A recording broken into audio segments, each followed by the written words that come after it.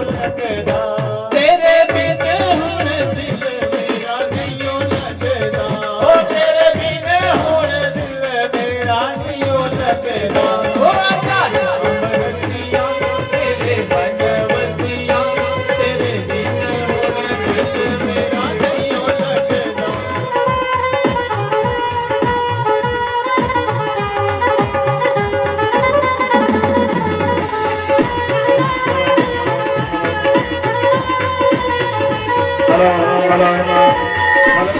आजा शाम रसिया मेरे मन वसिया। बोलिए राधा रानी सरकार की, जुगल जोड़ी सरकार की जय। बोलिए भागवत भगवान की।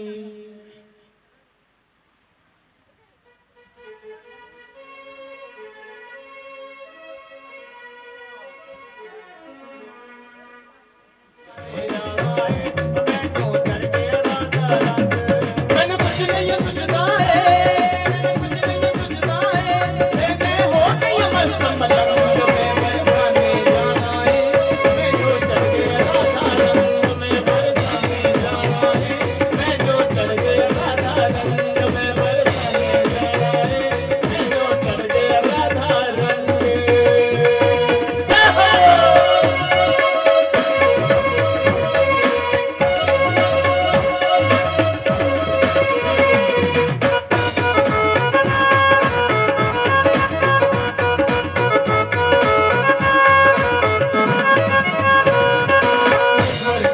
नश्वर माया नश्वर है संसार, नश्वर माया नश्वर माया नश्वर है संसार, बेकदरी बेरहमी दुनिया नहीं हो किसे जिया, बेकदरी बेरहमी दुनिया नहीं हो किसे जिया। इस दुनियादारी को, इस दुनियादारी को मैं हो गई और तंग में बरसाने जाना है, मैनू चढ़ गया राधा रंग में बरसाने जाना है, मैनू चढ़ गया राधा रंग में बरसाने।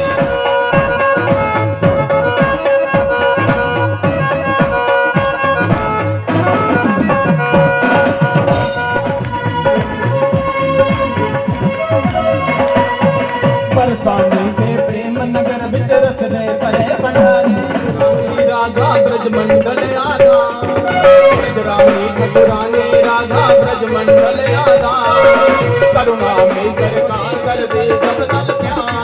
हर बाधा हर लेंदी, हर बाधा हर लेंदी, रहे रसना दे नल संग संग वेले माने जाना है, मैनू चढ़ के राधा रंग राधा रंग। जय हो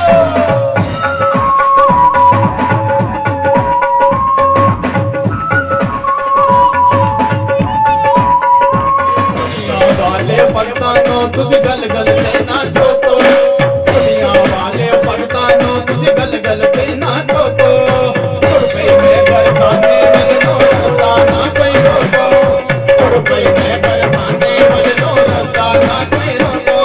बरसाने बस जाना, बरसाने बस जाना, ऐसा चढ़ गया मैनू रंग में बरसाने, मैनू चढ़ गया बरसाने जाना है, मैनू चढ़ गया राधा रंग में बरसाने जाना है, मैनू चढ़ गया राधा रंग।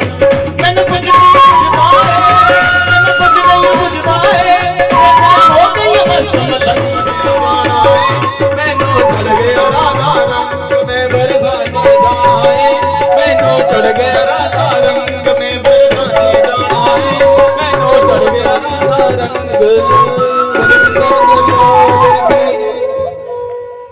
ओम राणाय नमो नमः। पादे पादे हस्तुर्गे मुखे आचम्यं सर्वांगे सुस्नानं जलं समर्पयामि, वस्त्रवस्त्रार्थ मंगलसूत्रं समर्पयामि, पुष्पं पुष्पमालां च समर्पयामि। श्री भागवत पुराणाय नमो नमः। ओम वंशी विभूषित करान्नवनीरदावात् पीताम्बराधरण बिंबफलाधरोष्ठात् पूर्णेन्दु सुंदर मुखाधर बिंद नेत्रात् कृष्णात् परम किमपि तत्त्वहं न जाने। ओम श्री भागवत पुराणाय नमो नमः। ओम श्री व्यासाय नमो नमः। श्री गुरुचरण कमलेभ्य नमो नमः। पाद्योपाध्यं हस्तुर्गे मुखे आचम्यं सर्वांगे सुस्नानं जलं समर्पयामि। ओम श्री गुरु चरण कमलेभ्यो नमो नमः। श्री व्यासाय नमो नमः। तं यज्ञं बर्हिः प्रोक्षं पुरुषं जातमग्रतः तेन देवा अयजन्त साध्यार्घ्ययशजे। ओम अक्षन्नमिवदन्तः यवप्रिया अधूयद अस्तोषद सुभानुरुद्रान् विष्ट्यामति योजान् विकृते हरि मालदीनि सुगन्धिनि मालदिनि मय प्रभु मया निदानि पुष्पाणि गृहाण परमेश्वर पुष्प पुष्पमालां च समर्पयामि। इदगुं हविः प्रजननं मे अस्तु दशवीरगुं सर्वगणगुं स्वस्ति आत्मसनि प्रजासनि पशुसनि लोकसनि भयसनि अग्निः प्रजा बहुला मे करोतु वनं पयोरे तोस्मासु भद्द दूरसे दुर्बदुर्वन्तं दुर्वतं योऽस्मान् दुर्वतीतं दुर्वयं वयं दुर्वाम देवानामसि वनितमं ववृतमं जुष्टतमं देवहोत्तमम्। ओम श्री व्यासाय नमो नमः। हिरण्यगर्भः समवर्तताग्रे भूतस्य जातः पतिरेक आसीस धाधार्पणं जामते कस्मै देवाय हवगवदेम पूजा फलसमृद्ध्यर्थं चक्रणाशतवाकृता तेन मे शब्दभातृवे जननी जननी। बोलिए व्यास भगवान की भागवत पुराण की जय। जय हो।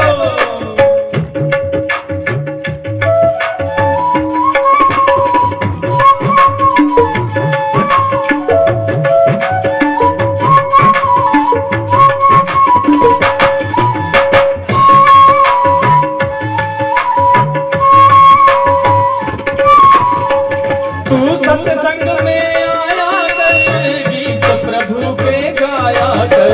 तू सत्संग में आया कर गीत प्रभु के गाया कर। सांझ सवेरे बैठ के बंदे गीत प्रभु के गाया कर। सांझ सवेरे बैठ के बंदे गीत प्रभु के गाया कर। नहीं लगता कुछ मोल रे माटी में ना रोल रे। अब जो मिला है फिर ना मिलेगा कभी नहीं कभी नहीं कभी नहीं रे। मनुष्य जन्म अनमोल रे तू माटी में मत रोल रे। अब जो मिला है फिर ना मिलेगा कभी नहीं कभी नहीं कभी नहीं रे। मनुष्य जन्म अनमोल रे तू माटी में मत रोल रे। अब जो मिला है फिर ना मिलेगा कभी नहीं कभी नहीं कभी नहीं रे।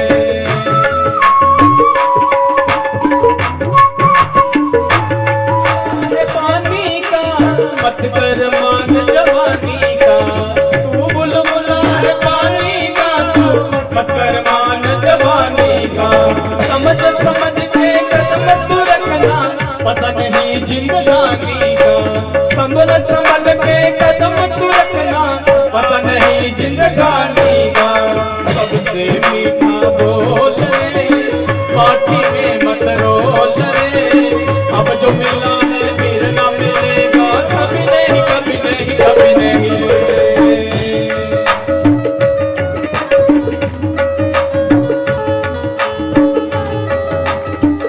मतलब का संसार है इसका नहीं एतबार है।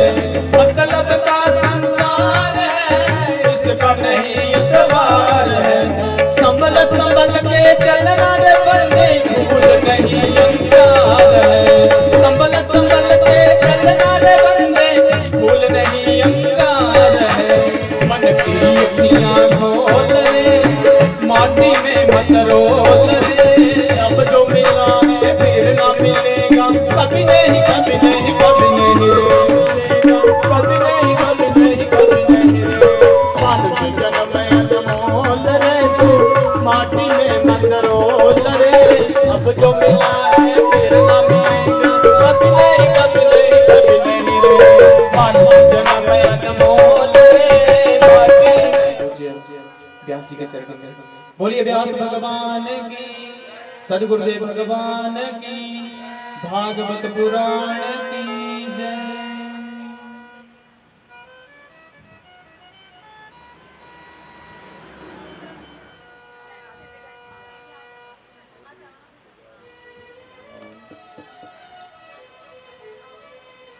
बोलिए सच्चिदानंद भगवान की। श्री वृंदावन बिहारी लाल की। श्रीमद् भागवत महापुराण की। बोलिए शंकर भगवान की। हरि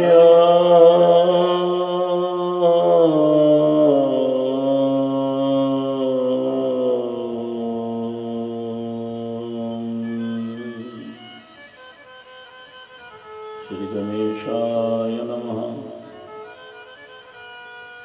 ओम श्री सरस्वती नमः। ओम श्री सद्गुरु चरण कमलेभ्यो नमः। नारायणं नमस्कृत्य नरं चैव नरोत्तमं देवीं सरस्वतीं व्यासं ततो जयमुदीरयेत्।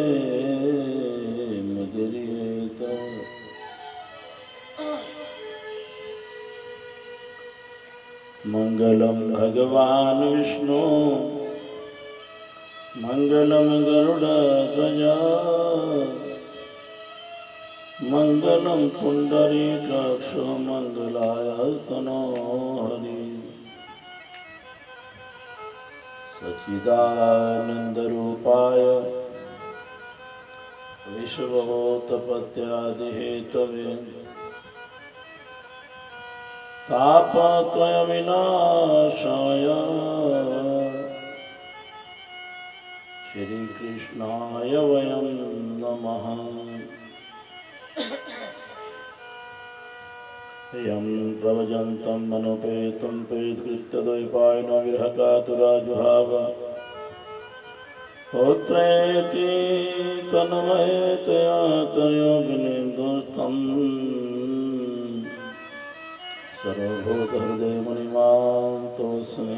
तद्गतेन मनसा पश्यन्ति यमयोगिनो यस्यान्तं न विदुषुरा असुरगणा देवाय तस्मै नमः।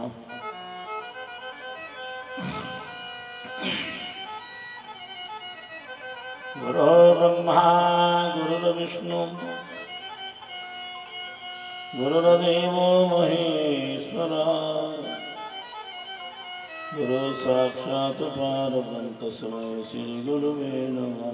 वाक्यं मोक्षमूलं गुरु कृपा।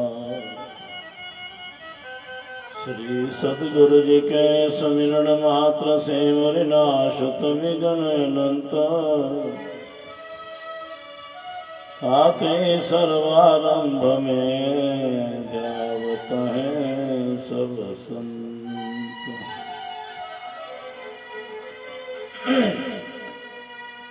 बोलो सच्चिदानंद भगवान की, श्री सद्गुरुदेव महाराज की।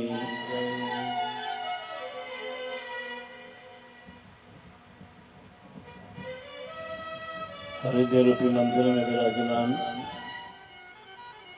जिसके आज 6वें दिवस में हम प्रवेश करने जा रहे हैं।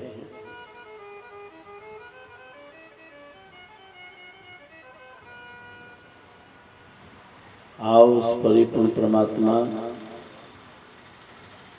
सच्चिदानंद घन दयालु प्रभु की अपार दयालुता से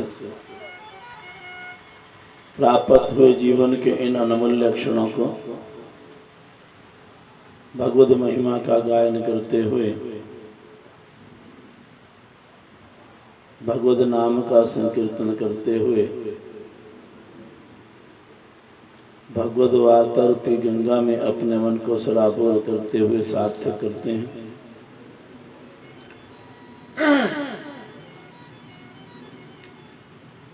और बड़े प्रेम से रचना की शुद्धि के लिए भगवद नाम का संकीर्तन करते हैं।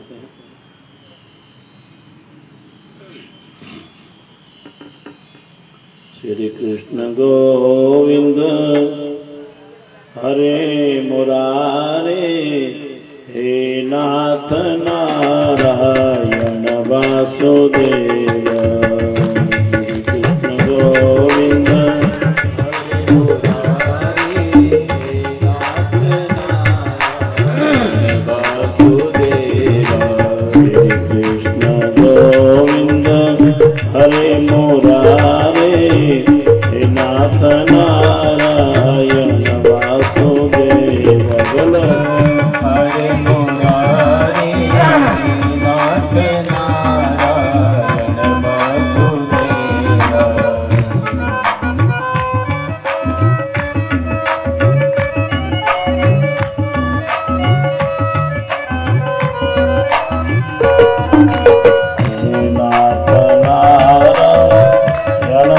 वासुदेव हे नाथ नारायण वासुदेव हे नाथ नारायण वासुदेव हे नाथ नारायण वासुदेव श्री कृष्ण नारायण वासुदेव श्री कृष्ण गोविंद हरे मुरारी नाथ नारायण वासुदेव से मिल कर बोलो ये सारे नाथ नारायण वासुदेव श्री कृष्ण गोविंद हरे मुरारी नारायण नारायण नारायण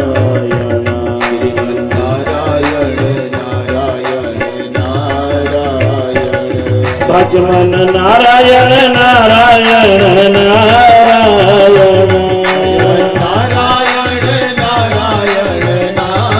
नारायण भजमन नारायण नारायण नारायण नारायण नारायण नारायण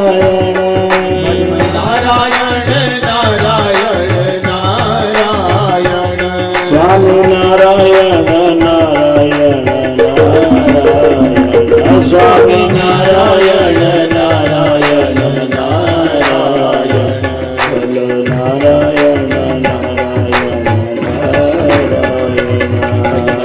नारायण नारायण गोविंद जय जय गोपाल जय जय गोविंद जय जय गोपाल जय जय गोविंद जय जय गोपाल जय जय गोविंद जय जय गोपाल जय जय श्री राधा रमण हरि गोविंद जय जय श्री राधा रमण हरि गोविंद जय जय श्री राधा रमण हरि गोविंद जय जय श्री राधा रमण हरि गोविंद जय जय।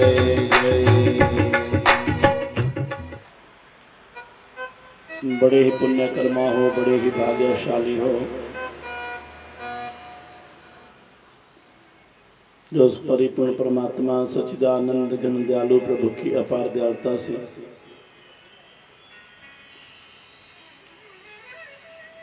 इस मानव जीवन को प्राप्त करके सत्पुरुषों की संगति में बैठ करके भगवत कथा रूपी अमृत का पान कर रहे हो।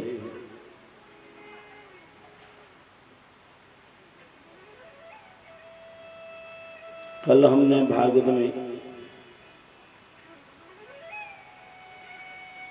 गोवर्धन लीला का दर्शन किया।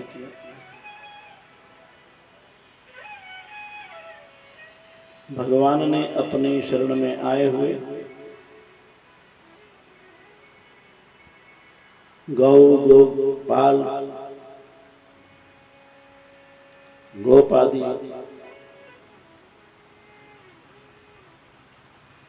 भक्तजनों की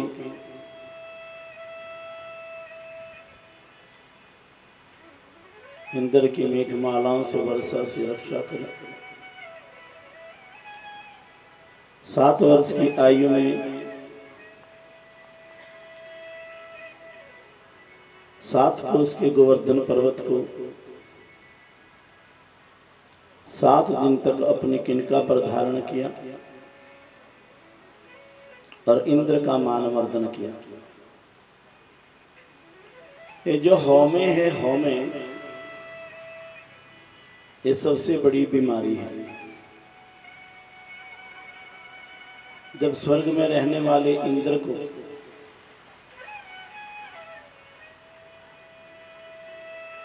ये लग सकती है तो यहाँ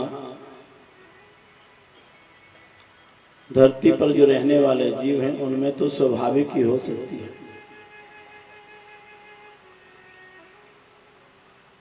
अहंकार क्या है? उस परमात्मा की खुराक है। वाणी में कहा है हव में दीर्घ रोग है। ये सबसे खतरनाक बीमारी है हव में। हव में दीर्घ रोग है, दारू है इस माही। कृपा करे जो आपनी तो गुरु का शब्द कमाही। इस हव में की जो निवृत्ति है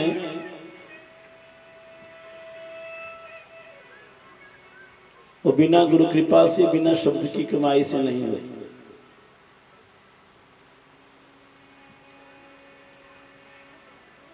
ये हो में गुरु कृपा से ही, नाम कमाई से ही दूर होती है। जब जब जीव के जीवन में, चाहे तुम किसी भी पथ पर चले हो, भक्ति पथ पर चले हो, ज्ञान के पथ पर चले हो, इतिहास साक्षी है कि जब भी किसी को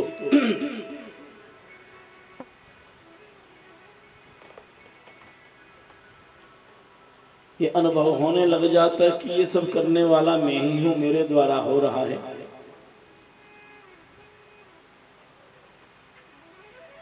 अगर मैं ना होता तो ये सब कैसे चलता, क्रियान्वित होता।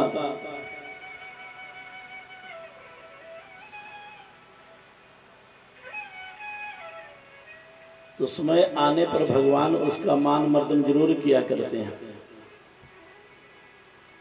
हे राजन, इंद्र को भी अभिमान हो गया था। इंद्र के मान का मर्दन किया है परमात्मा ने। ये लीला हम श्रवण करते हैं, पर ये बात हमारे पर भी आती है। और समय समय पर हमारा भी भगवान मान मर्दन करते हैं। उन्हीं अपने बंधु बांधव संबंधियों के द्वारा हमारा मान मर्दन होता है, हमारे अहंकार का चूर्ण होता है। इंद्र को ये अभिमान हो गया था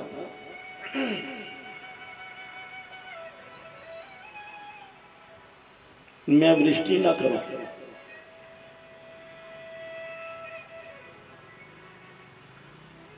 तो इस संसार में कुछ भी नहीं होगा।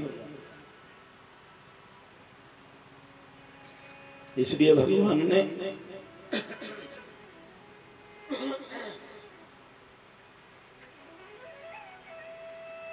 इंद्र का मान मर्दन करने के लिए उस यज्ञ का निवारण किया।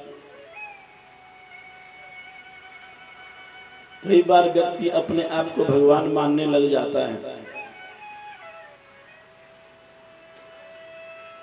इंद्र भी अपने आप को सर्वोपरि समझता है, लेकिन जब उन्होंने स्वयं अनुभव किया कि मेरे द्वारा इतनी वृष्टि होने पर भी ब्रजगोकुल का कुछ नहीं बिगड़ा, तो भगवान की शरण में आए, भगवान के आगे नतमस्तक हुए और उन्होंने भगवान की स्तुति करी। नमस्तुभ्यं भगवते पुरुषाय महात्मने वासुदेवाय कृष्णाय सात्वतांपतये नमः। इंद्र भगवान की स्तुति करता है, अपने कृत्य का पश्चाताप करता है। हे प्रभु, इस सृष्टि का पालन, इसकी रचना संहार करने वाले आप ही हो। इसलिए आप गोविंद को हमारा बार बार नमस्कार है। हम तो वृथा ही अपने आप में अभिमान कर बैठे थे। जरा गौर से देखना, हम भागवत सुनते रहते हैं, पढ़ते रहते हैं,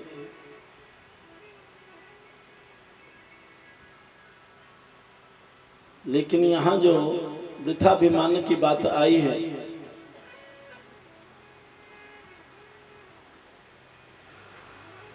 जीव से हो जाता है, क्योंकि माया का आवरण है। अज्ञानता के कारण, मोह के कारण बड़ी बड़ी साधना करने वालों को, भक्ति करने वालों को भी उस श्रेणी से गिरना पड़ा है। तो एक ही भाव है कि इस मार्ग पर चल करके हम सरल बने रहें, सहज बने रहें। सहजता में, सरलता में बहुत आनंद है, निर्माणता में बहुत आनंद है, झुकने में बहुत आनंद है। अकड़ करके खड़ा होने में नहीं, वो टूटता है।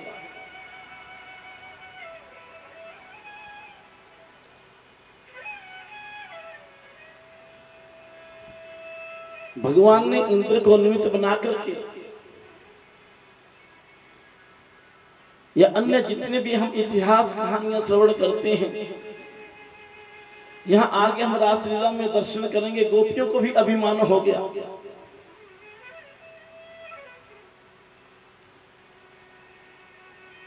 तो दारू तो यही है ना, हव में दीर्घ रोग है, दारू है इस माही। ये हव में जो बीमारी है, लेकिन दारू भी है इसकी।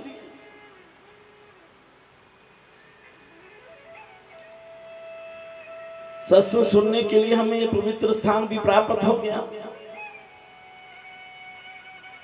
पढ़ने के लिए महाभारत पुराण जैसा सदग्रंथ प्राप्त हो गया,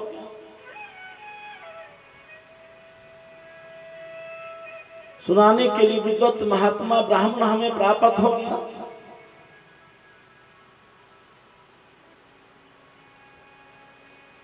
ये सारी चीजें तो प्राप्त होगी, लेकिन जब तक अपने ऊपर अपनी कृपा नहीं करोगे,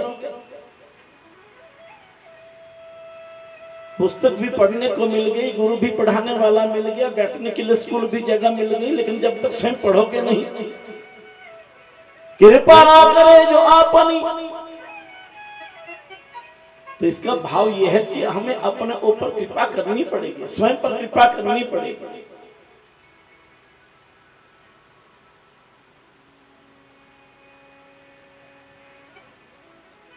जब तक स्वयं पर कृपा नहीं होगी तो ये बीमारी नहीं जा सकती।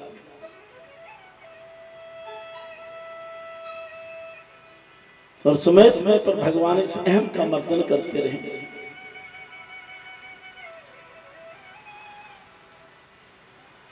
तो हे राजन, इस प्रकार भगवान ने इंद्र का मान मर्दन करके उसे उपदेश दिया। इंद्र ने भगवान से क्षमा याचना करी।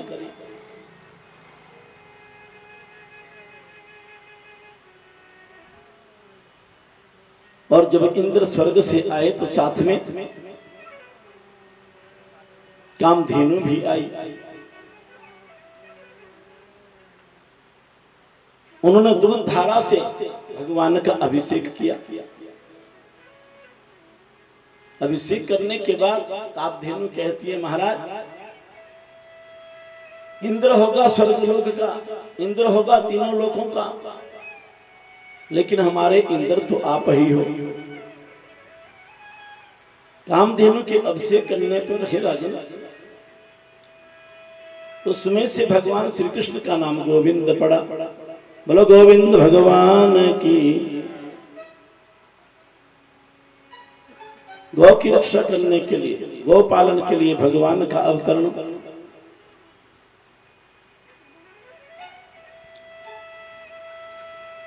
तो हे राजन, एक दिन की बात है, आगे कथा चलती है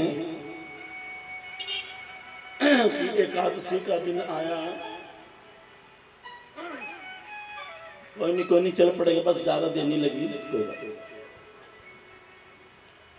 कोई भी काम जरूरत से ज्यादा करोगे दिक्कत तो होगी ना। अब 26 अक्टूबर से लगातार बोल रहे हैं, 26 अक्टूबर अभी नहीं, 26 सितंबर से, 26 सितंबर से लगातार सत्संग का प्रवाह हुआ है। तो गला ही नहीं। और घंटा 2 घंटा हो तब तो कोई बात नहीं, जब जरूरत से ज्यादा चले जाना तो चलिए कोई बात नहीं, कथा पूरी करेंगे, आपको पूरी सुना के जाएंगे। एकादशी का दिन था, बाबा नंद ने उपवास किया था, द्वादशी व्रत पारण करना था, इसलिए सुबह ही यमुना में स्नान करने के लिए चले गए। समय का ज्ञान नहीं था, आसुरी वेला थी, अभी 4 नहीं बजे थे, 4 बजे से पहले ही चले गए। तो उधर वरुण देवता के लोग उन्हें जो है सैनिक उन्हें वरुण लोक में ले गए। भोर भई, बाबा कहाँ चले गए? सब रोने चिल्लाने लगे, नंद बाबा कहाँ चले गए? भगवान श्री कृष्ण की शरण ली। देखिए कितनी विचित्र महिमा है कि जब जब विपत्ति आई तो परमात्मा को याद किया। और मैंने कल भी दर्शाया था कि जिस दिन से परमात्मा का ये प्राकट्य हुआ, जन्म हुआ, उस दिन से ही उनके जीवन में विपत्तियां आने लगी। इसका ये भी भाव है कि जिसके जीवन में परमात्मा है, जिसके जीवन में गोविंद है, जिसके जीवन में गुरु है, जिसके जीवन में नाम है, विपत्तियां तो आएंगी लेकिन उनकी कृपा से वो निवृत्त हो जाएंगी, दूर हो जाएंगी। ये भी तो है ना। अर्थात श्री कृष्ण, अर्थात वो नाम उन विपत्तियों का ही निवारण का कारण है।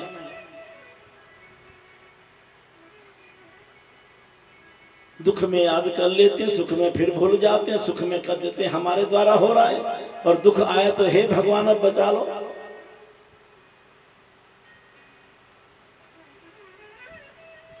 महाराज जी को पता लगा, महाराज जी गए हैं वरुण लोक में। वरुण देवता ने महाराज जी का स्वागत किया है। बाबा जी वहां बैठे हुए। वरुण देव ने जब देखा भगवान आए हैं,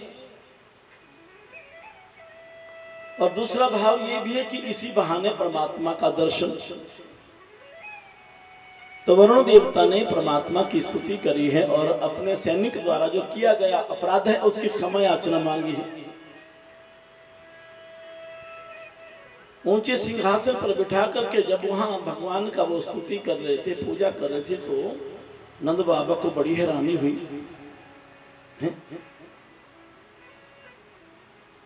ये सारे हमारे लाला की पूजा कर रहे हैं, हमारा लाला तो परमात्मा है, भगवान है।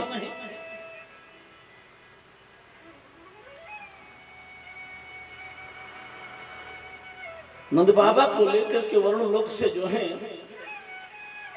भगवान जब पहुंचे हैं,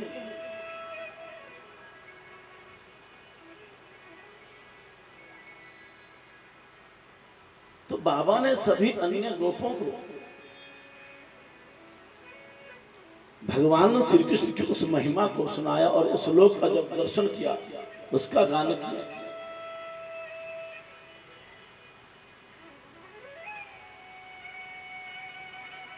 उपनंद आदि गोप कहते हैं, बाबा आपका जो ये बेटा है ये परमात्मा ही है। क्योंकि जब गर्गाचार्य जी महाराज इसका नामकरण कर रहे थे तो उस वक्त हमें अनुभव हुआ था।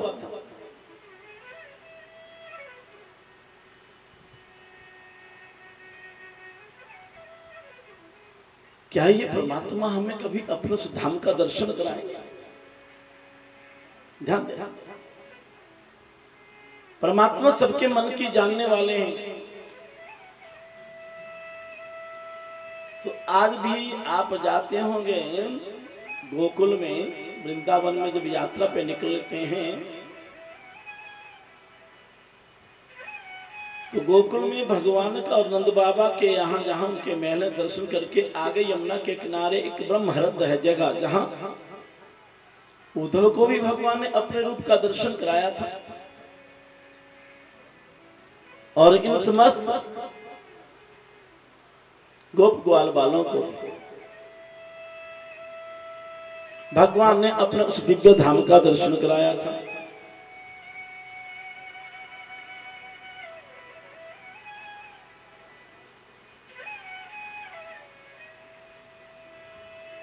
उस दिव्य धाम का दर्शन करके सब गोप जो है कृतार्थ हुए हैं। आगे हे राजन,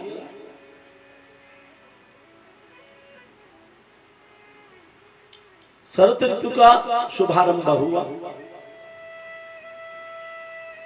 प्यारे गुरुमुख भक्त लोगों, अबे अगले जो 5 अध्याय हैं ये रास के हैं और महारास के हैं। रास करी थी तो अभिमान हो गया था और महारास करी थी तो मिलन हो गया था। पर ये जो रास लीला है, भगवान की जो चिन्मयी शक्ति है और जो चिन्मयी शक्ति रूपा गोपियां हैं, ये यहां उस रास लीला का वर्णन भगवान सुखदेव करने जा रहे हैं। पर ध्यान देना, जब सुखदेव इस रास लीला का वर्णन करने लगे थे तो संत मता अनुसार उनकी समाधि लग गई थी और स्वयं भगवान श्री कृष्ण सुखदेव को रूप में इस लीला को परीक्षित को सुना। किसी भी व्यक्ति के बारे में कोई तभी जनाता है या किसी को सुनाता है जब वो स्वयं उसको महसूस करता है, स्वयं उसने जाना।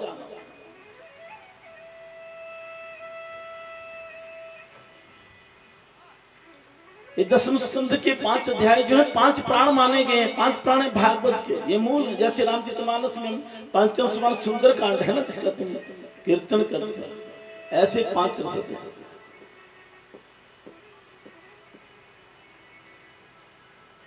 यहाँ भगवान के द्वारा उन गोपियों पर कृपा का भाव दर्शाया गया है जिन्होंने उस कालखंड में पूर्व में जो मां भगवती की नंदनंदन श्याम सुंदर को पति रूप में प्राप्त करने के लिए अगहन महीने में पूजा करती है और भगवान के द्वारा उनको दिया था आशीर्वाद की समय आएगा भी। जैसे अभी 2 दिन पहले शरद पूर्णिमा हुई, शरद पूर्णिमा ये उत्सव मनाया गया था। तो कहते हैं सुखदेव, हे राजन, भगवान ने वेणुनाद किया, बंसी बजाई, वेणुनाद हुआ, वेणुनाद हुआ, वेणुनाद बंसी बजाई।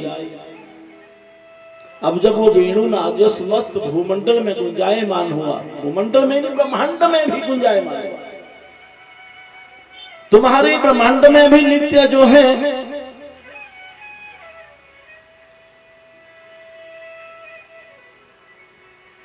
वो वेणुनाद गुंजायमान होता है।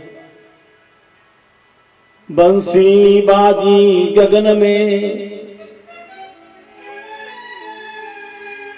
बंसी बाजी गगन में, मगन भया मन मोर, मगन भया मन मोर, महल दसवें में बैठा।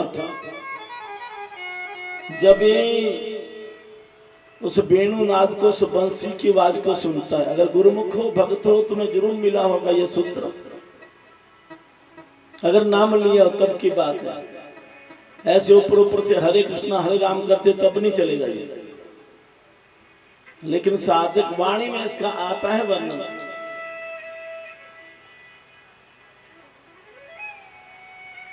बंसी बाजी गगन में, मगन भया मन मोर। जैसे उस नाद को सुना, उस वेणुनाद को सुना, तो यहाँ साधक जो है सूक्ष्म रूप में अपने आप को भूल जाता है कि मैं कौन हूं, शरीर हूं, भूल जाते हैं अपने शरीर। और वहां जो गोपियां हैं उनकी भी शुद्ध बुद्ध भूल जाती है, वो भी भूल जाती हैं अपने आप को। ध्यान देना, गोपियां भी शुद्ध बुद्ध भूल जाती हैं, अर्थात जो वो कर रही होती हैं उस कार्य को भूल जाती हैं। ये वेणुनाद का भाव। भगवान ने वेणुनाद किए हैं, गोपियां भूल गई हैं और चल पड़ी है कहां को, जहां शरत पूर्णिमा का वो पावन पुनीत अवसर सुहाना समा, रात्रि कालीन का वो समय, पूर्ण चंद्रमा जो अपनी आह्लादित चांदनी से सारे ब्रजमंडल को प्रकाशित कर रहा है।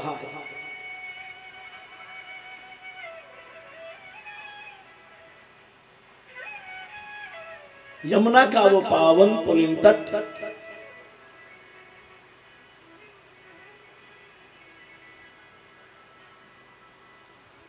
उसकी वो जगमगाती बालू रेत से कहते हैं, और वहां उस तट पर खड़े होकर के भगवान ये बंसी वादन करते हैं।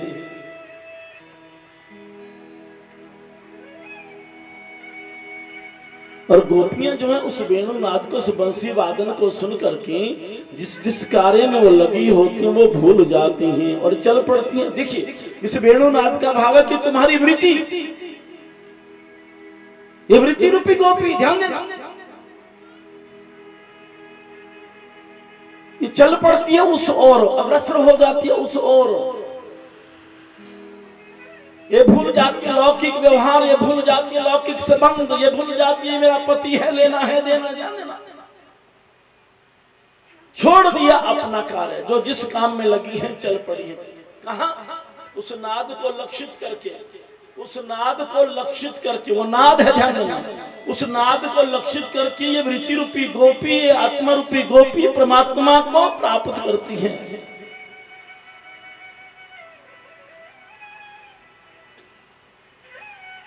जो जिस कार्य में लगी हैं हे राजन वो कार्य छोड़ दिया।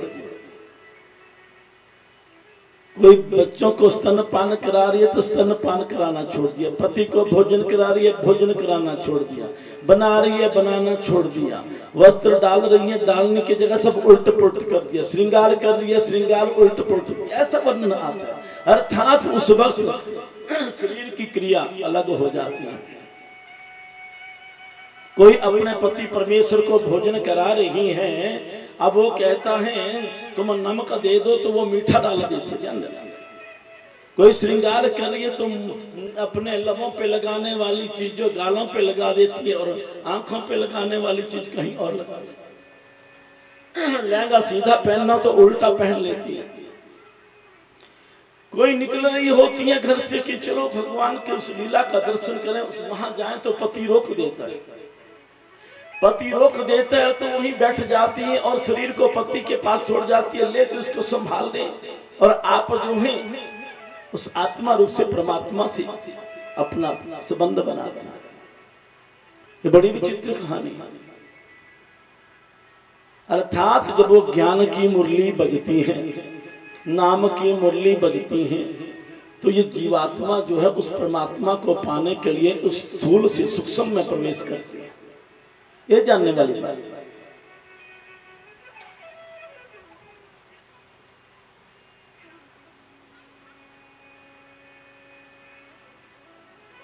ये यमुना क्या है? ये हमारा हृदय ही यमुना है, इसको यमुना बनाना पड़ेगा। ये यमुना का तट है, यहाँ परमात्मा का वास है। हम महात्मा गुड़ा के सर्वभूता से स्थित है, यही तो आत्मा विराजमान है। लेकिन ये वृत्ति रूपी गोपी क्या कर रही, तो संसार में उलझी है। लेकिन जब उसको पाने के लिए साधन करती है, ये अपने जीवन में नियम बना लेती है, तो एक दिन परमात्मा की कृपा इस पर बरसती है। अब पहुंची है सारी गोपियां वहां। अब यहाँ एक गोपी का वर्णन नहीं किया गया, यहाँ हजारों हजारों गोपियों का वर्णन किया गया है।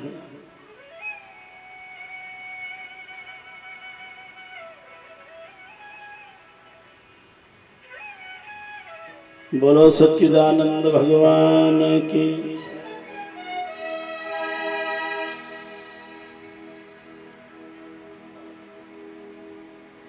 देखो री सखी वृंदावन में, देखो री सखी वृंदावन में, श्याम मुरली मधुर बजावत है। देखो री सखी वृंदावन में, देखो श्याम मुरली मधुर बजावत है। देखो री सखी वृंदावन में, देखो री सखी।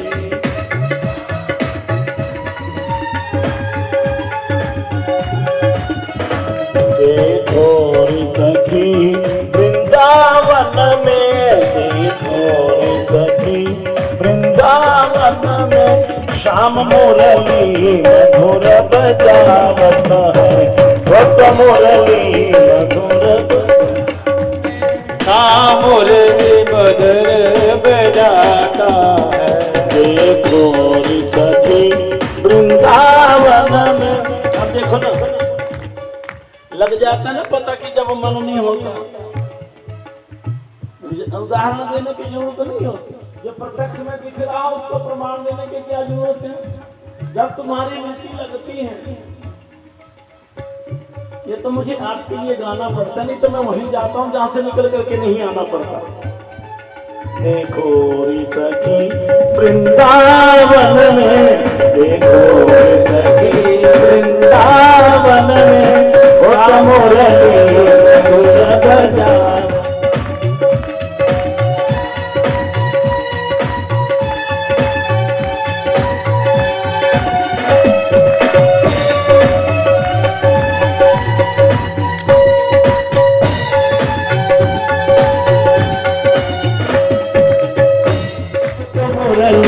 मधुर बजावत है, वो तो मुरली मधुर बजाता है, वो तो मुरली मधुर बजाता है।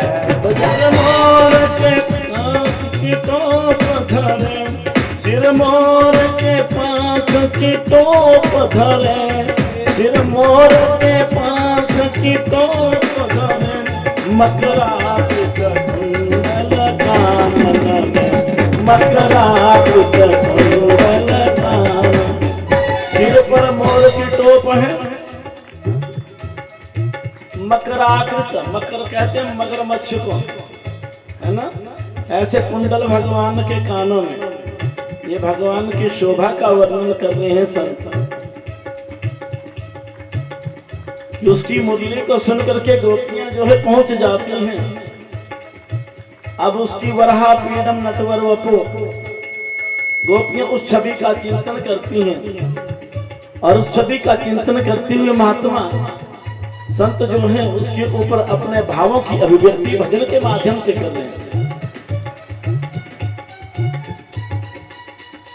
सिर मोर के पंख की टोप धरे, सिर मोर के पंख की टोप धरे, मकराकृत कुंडल कानन में, मकराकृत कुंडल कानन में, गल में बनमाल विराज रही, गल में बनमाल विराज रही, कटी में पटगीत सुहावन।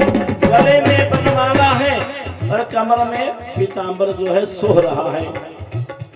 कटी पे पट, कटी पे पट पीत सुहावत है, कटी पे पट पीत सुहावत है।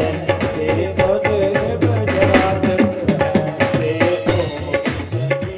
वृंदावन में, देखो री सखी वृंदावन में, श्याम मुरली मधुर बजावत है, श्याम मुरली मधुर बजावत है। कुंजन में, पन कुंजन में हरि रास रची, पन कुंजन में हरि रास रची, सखियां संग में मिल गान करे, सखियां संग में मिल गान करे। ब्रिज गोपिन के हाथ धरे, ब्रिज गोपिन के हरि हाथ मिलाए नचावत है, हरि हाथ मिलाए नचावत है, हरि हाथ मिलाए नचावत है। देखो री सखी वृंदावन में, देखो री सखी वृंदावन में राम मुरली बजावत है, ओ तो मुरली मधुर बजावत है, ओ तो मुरली मधुर बजावत है।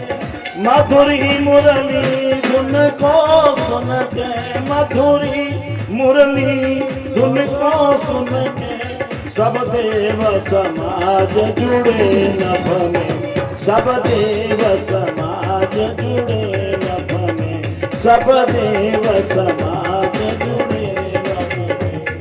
मधुरी ब्रह्मानंद निहार छवि प्रभु की, ब्रह्मानंद निहार छवि प्रभु की अपने मन में सुख पावत है, अपने मन में सुख पावत है।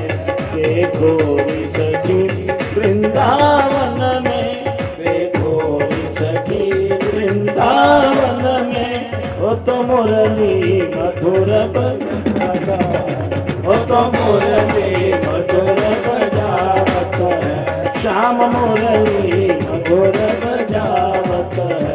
महाभागा प्रियं किं करवाणि वह रजस्यानामयं तच्चित्ब्रूत आगमन कारणम।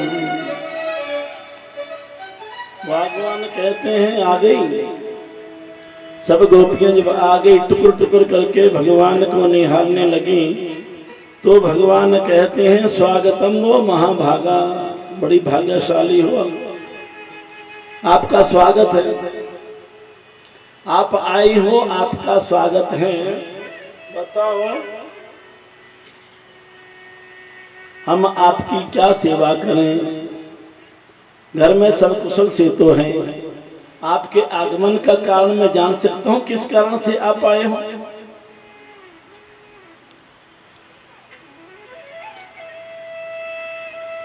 बड़े चालाक हैं, बड़े होशियार हैं, पहले अपनी बंसुरी वादन से हमारे को खींच लेते हो, यहाँ पहुंचा देते हो, बुला देते हो, अब कहते हो किस कारण से आए।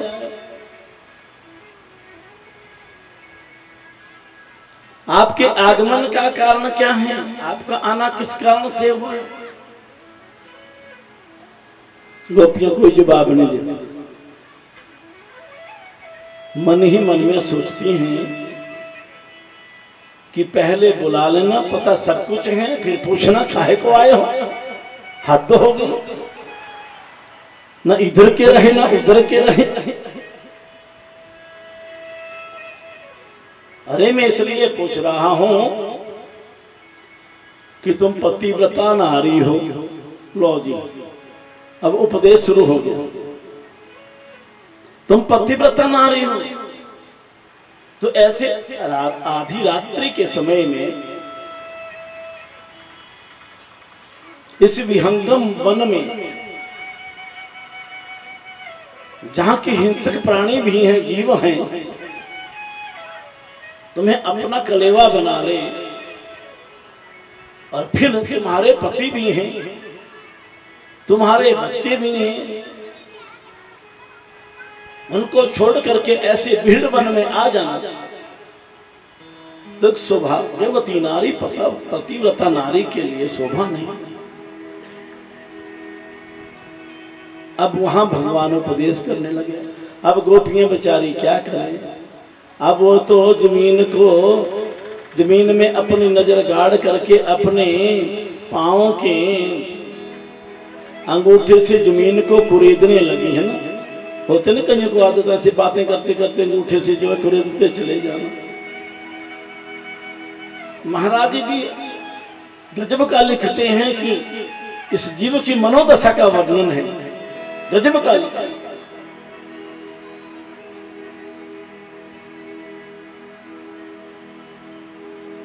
अब गोपियां क्या बोलेंगे, बड़े भारी निष्ठुर हैं।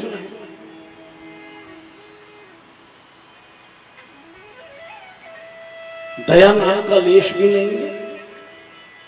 भगवान कहने लगे, देवियों मैं तो इसलिए कह रहा था कि पतिव्रता नारी का धर्म है। अब पतिव्रता का उपदेश करने लग पड़े। बोले मैं तुम्हें पतिव्रता का धर्म सुनाता हूं, क्या होता है पतिव्रत धर्म। अब वो सोचने लगी, बोलो भाई जो तुम्हारे मन में आता है, हम तो तुम्हारे दीन हैं।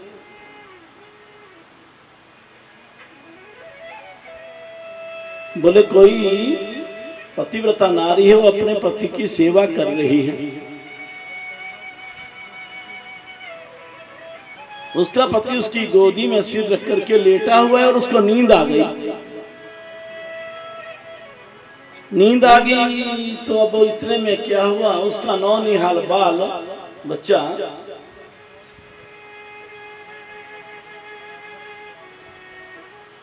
घुटनों के बल चलते चलते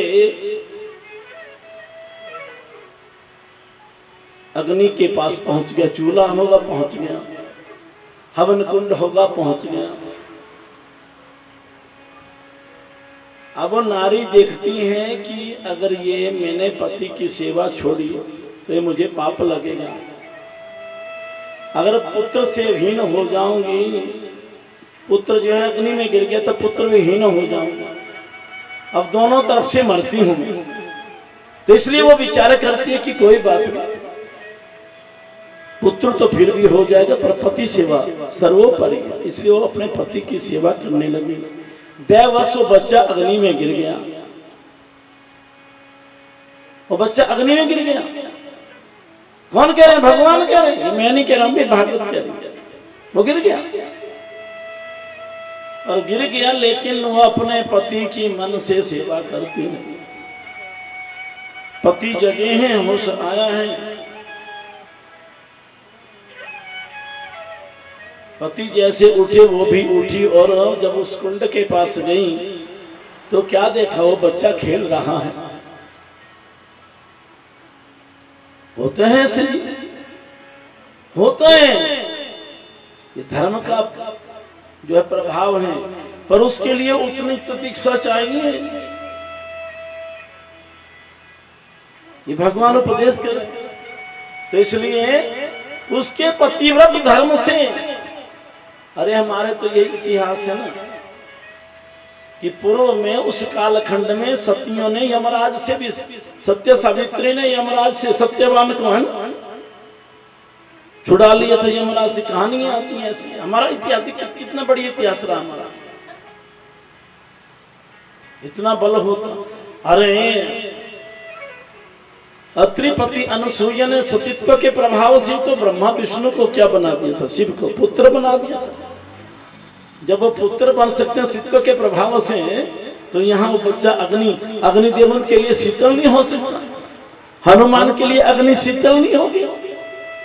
तो हनुमान की पूंछ भी जल जाती है तो शीतल होगी। इसका मतलब जो सीता ने वरदान दिए हैं, आशीर्वाद दिए हैं, तो हे अग्निदेव तुम मेरे पुत्र के लिए शांत हो जाइए, ये सीता ने कहा।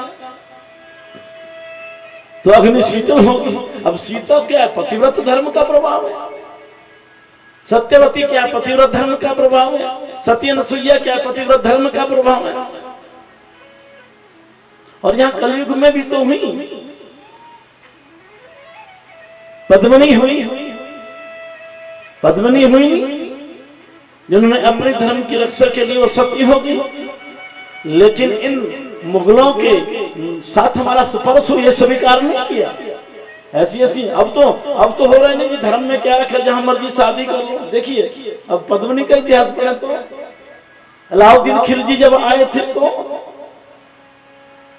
इन्होंने अग्नि में जलना स्वीकार कर दिया था, लेकिन अपना धर्म जो है नष्ट नहीं किया। पर बाबा ने एक जगह बड़ा सुंदर कहा, गुरु नानक देव जी वाणी में आता है, सतियां वो न आखन, सतियों को नहीं कहते, सतियां ओ न आखन जेड़ी मड़ियां लग जल, अर्थात जो जल जाती हैं, सतियां वो जानना जोड़ी विरह चोट मर्द जो सुनते ही मृत्यु को प्राप्त हो जाए सती को, अपने प्रीतम का अपने पति का अप्रिय समाचार प्राण निकल गए, बस ये है सती का।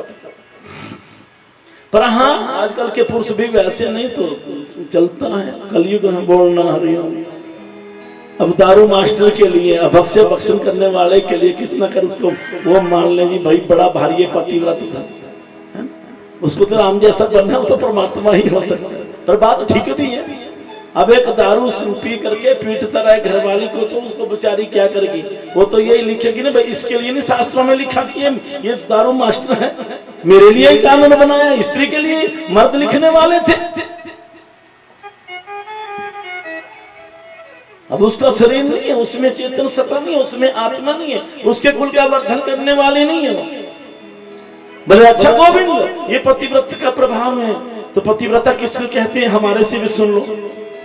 अगर आप ये कहते हैं तब तो बड़ी अच्छी बात है, ऐसे तो हम भी आपको बढ़िया दृष्टांत दे सकते हैं। बोले सुनाओ। बोले गोविंद एक स्त्री थी, उसका पति विदेश जाने को तैयार हुआ। अब वो कहती है मैं पीछे कैसे रहूंगी आपके बिना, तो उस पति ने कहा तो मेरी एक मूर्ति बना लो।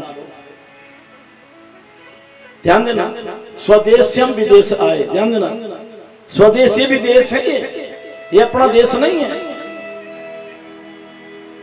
यहाँ तो थोड़ी देर के लिए आए, 10-50-100 साल की उम्र है ना, अपने गांव से छोड़ करके कहां के तुम रहने वाले, यहाँ मकान बना लिए खड्डे में।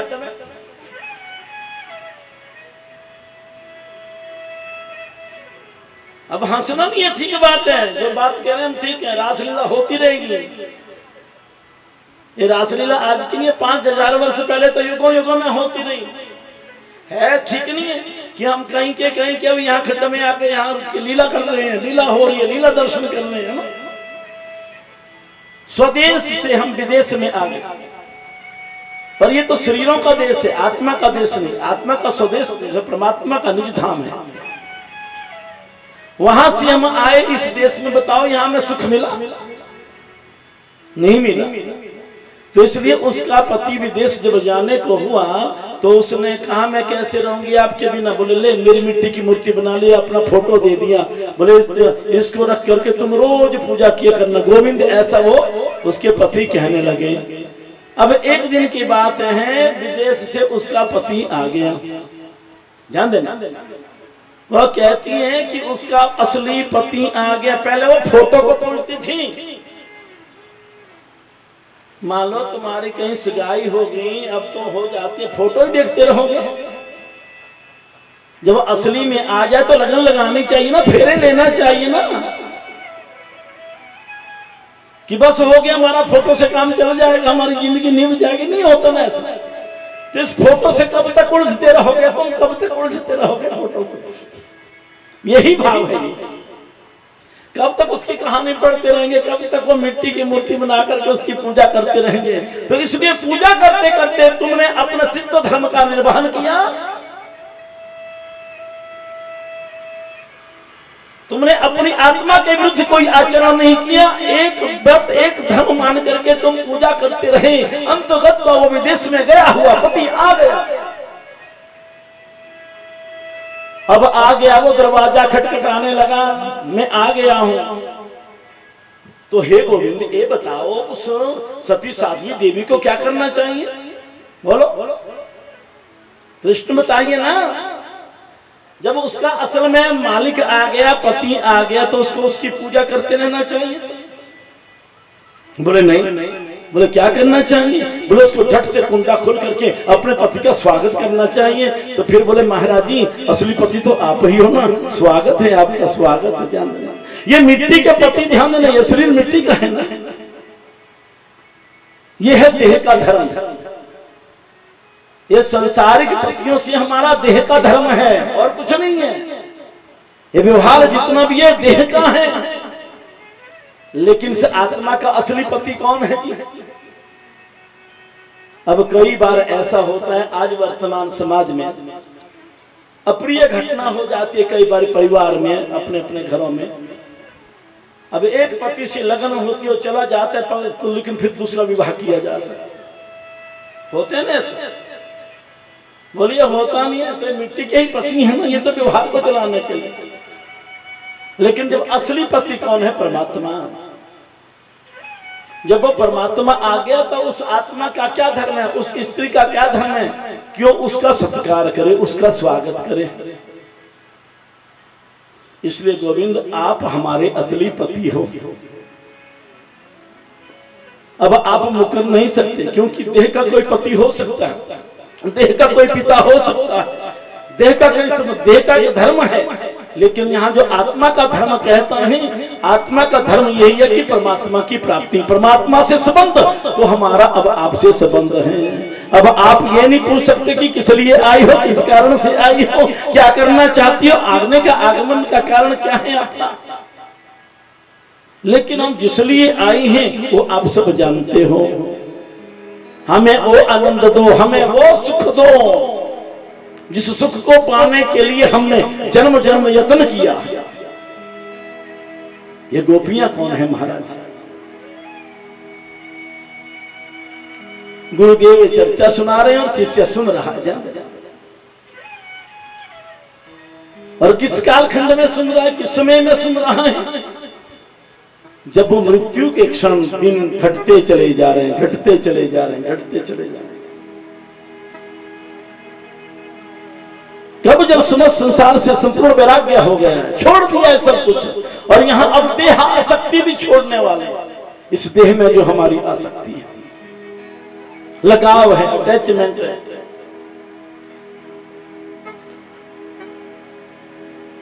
तो भगवान ने स्वागत किए हैं सबका। भगवान प्रसन्न हुए हैं। और हे राजन, फिर परमात्मा गोविंद ने क्या किया? उन समस्त गोपियों से परस्पर मिलकर के भगवान जो है रास करने लगे।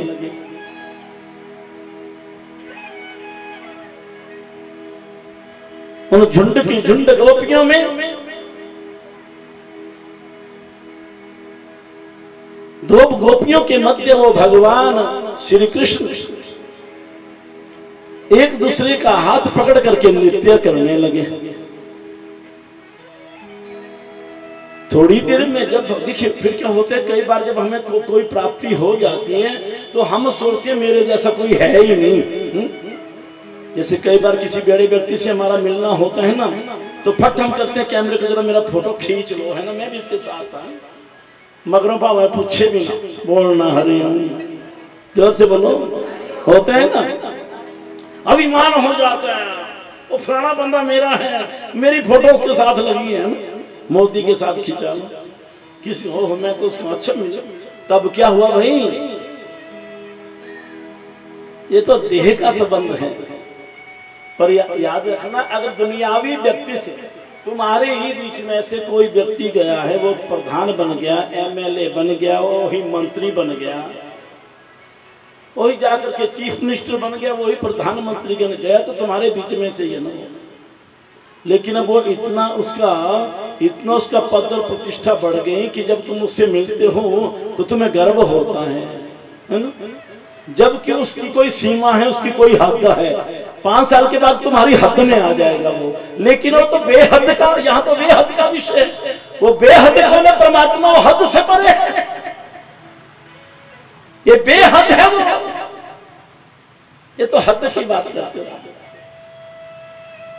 वो कुछ कालखंड के लिए, कुछ समय के लिए फिर आ जाएगा, फिर वो बोलेगा बताना तुम तो 5 साल के लिए था, you are only for 5 year. ठीक काम कर लो अपना, ठीक ढंग से तुम आगे बढ़ जाओगे, नहीं तो यहीं घूमोगे फिरोगे, वो चीज चली जाएगी तुम्हारी। क्यों? क्योंकि तुमने सत्ता का सदुपयोग और दुरुपयोग, दो भाव है। सदुपयोग करोगे, इस शरीर की सत्ता का सदुपयोग करोगे तो ये सत्ता हमें बार बार मिलती रहेगी, ये शरीर हमें पुनः प्राप्त हो रहे हैं। कौन से? मनुष्य के, मनुष्य के, पशुओं के नहीं।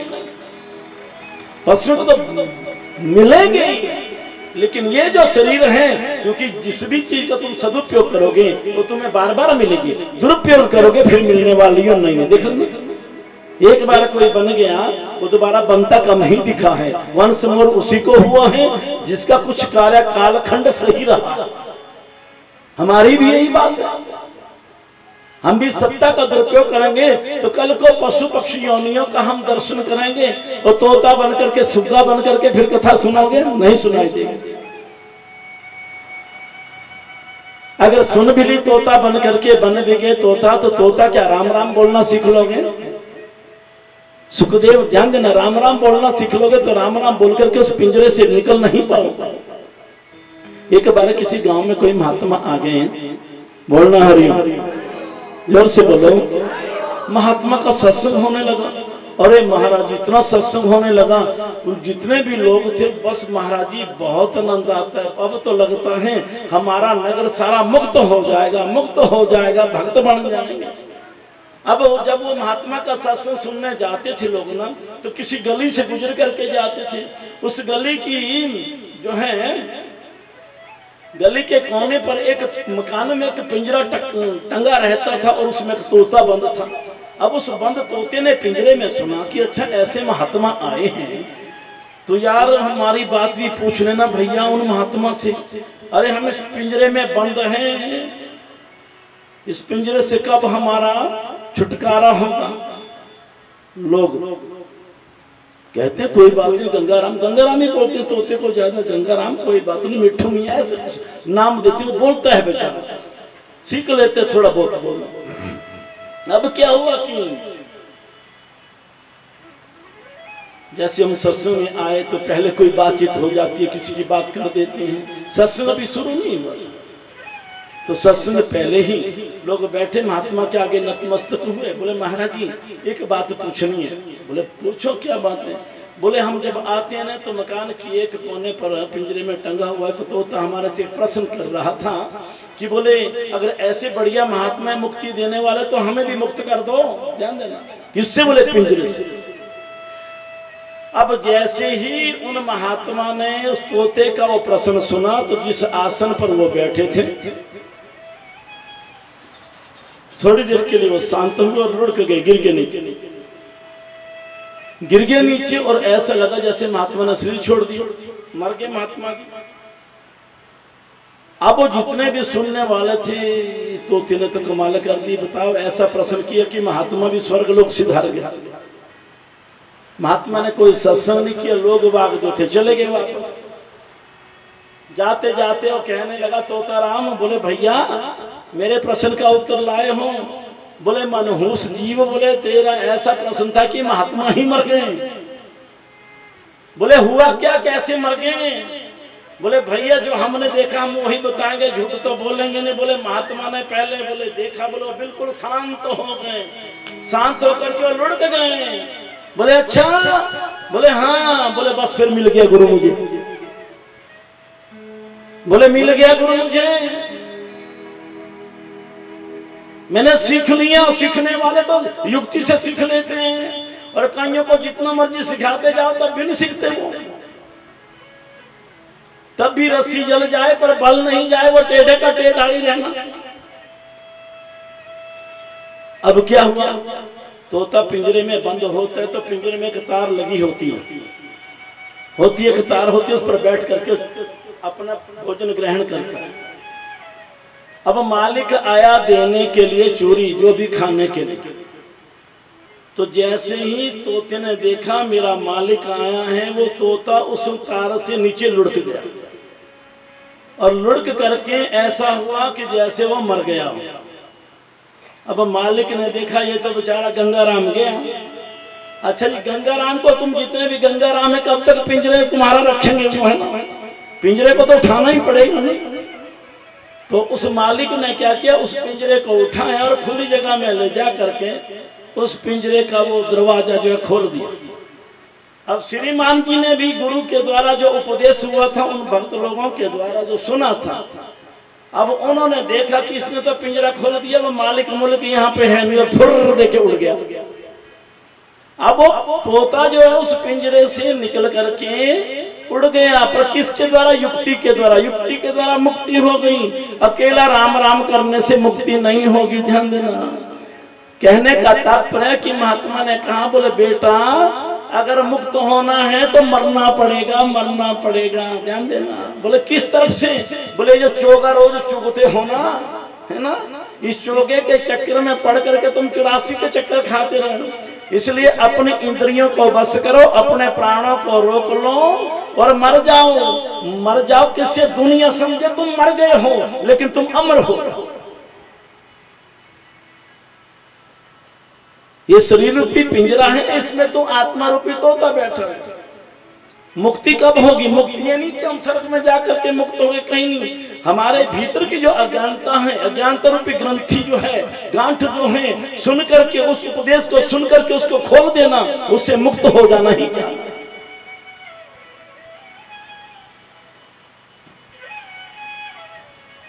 बोलना हरिओम, जोर से बोलो। दुखी नहीं होना। अभी तो रासलीला हो रही है।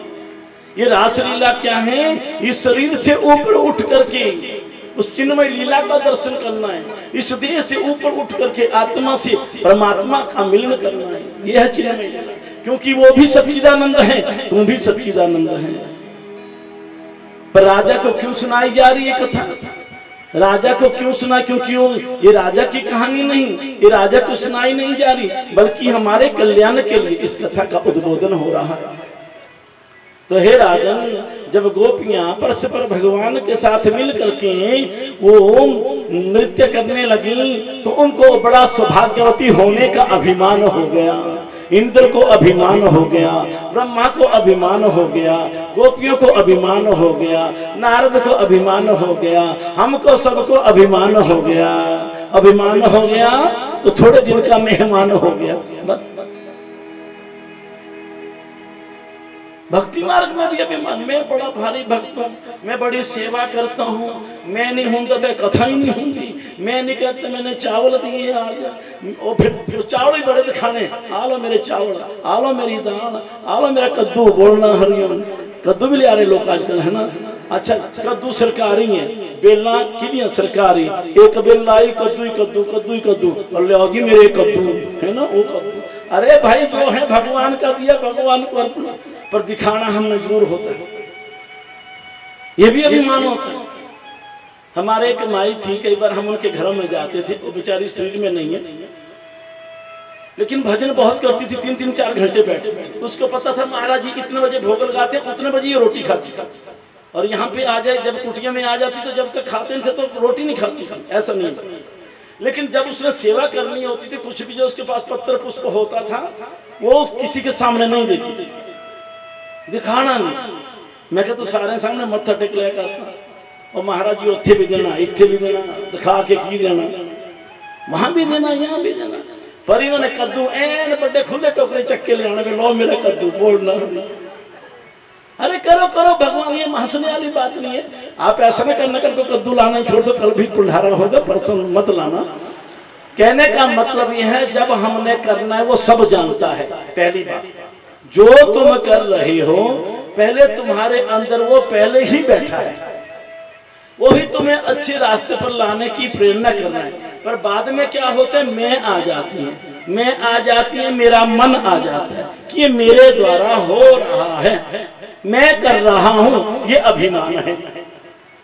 पर हम अगर इस अभिमान को भक्ति का स्वरूप दिया जाए, हे प्रभु तेरी बड़ी कृपा महाराज, तूने इस लायक बना दिए। हे प्रभु ये करते करते मेरे मन में अभिमान ना आ जाए, अभिमान आ जाएगा तो मैं गिर जाऊंगा। पर ये भी तो देखो ना, ये तो भगवान की माया, वो हमारी परीक्षा लेता है। पर कई बार ऐसी क्या ही जनाखर कद्दू में ही लेंदा। बोलना हरिओम। एक कोई माई थी, संतां की बड़ी सेवा करती थी, बहुत संतों की सेवा करती थी।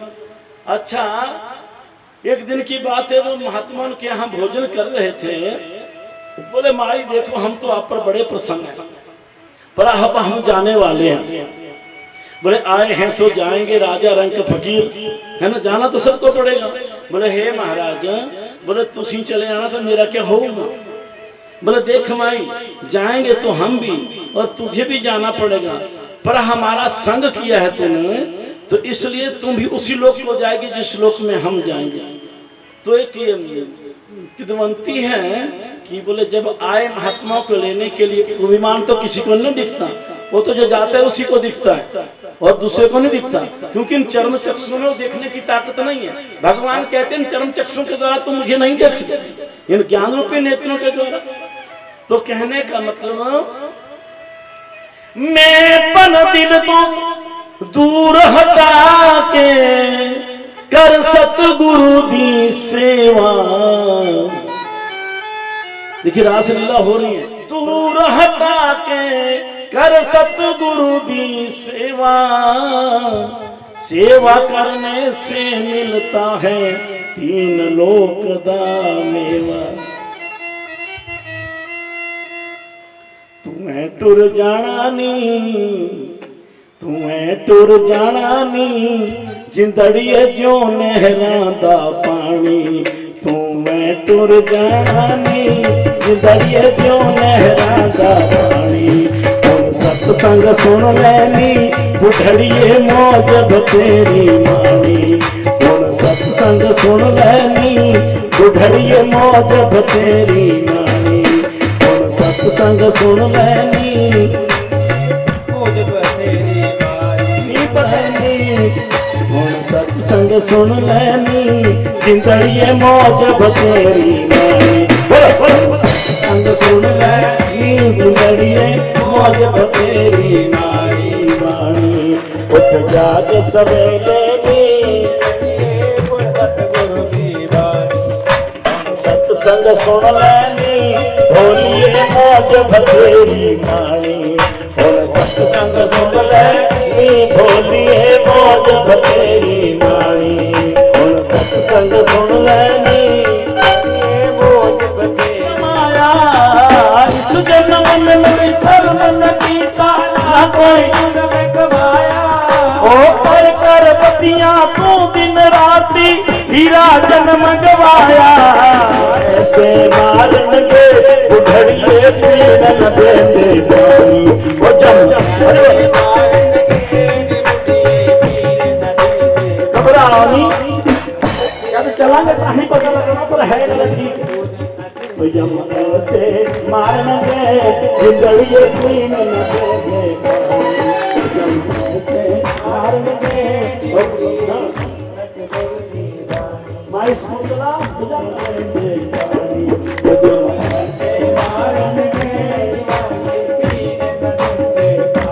इस जन्म में कोई कर्म न कीता ना कोई पुण्य कमाया।